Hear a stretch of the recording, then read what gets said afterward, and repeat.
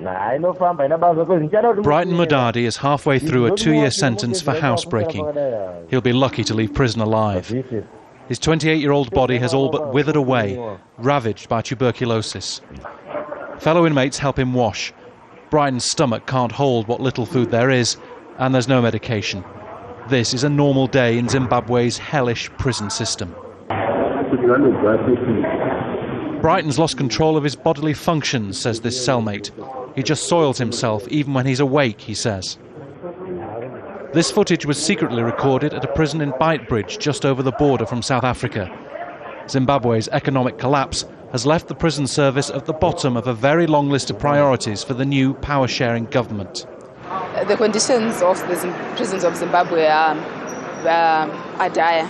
We have a desperate situation which is characterized even by deaths due to malnutrition and complications also arising from malnutrition mainly.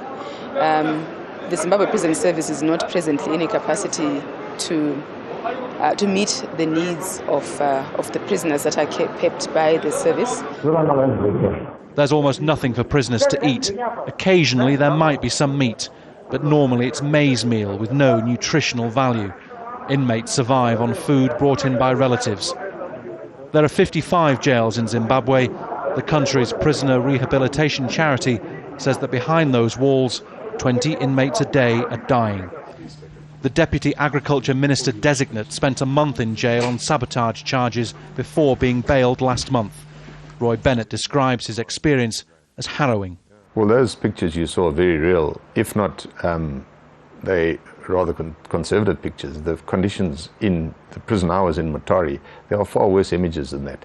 There are images of people in what used to be called penal blocks, where if you misbehave within the prison system, you're put into that block as an individual. There are 5 people in those, and at any one stage, there's at least one person there who's unable to move around, who's on a drip during the day. The drip's taken off at night because of the lockup, and basically are dying. In a dank corner of Beitbridge prison, Brian Gumbo's malnourished body shivers underneath a lice-ridden blanket. He's 26 years old and needs medication for his TB. But there's nothing.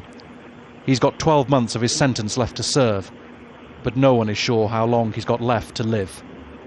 In Zimbabwe's prisons, any jail sentence can become a death sentence.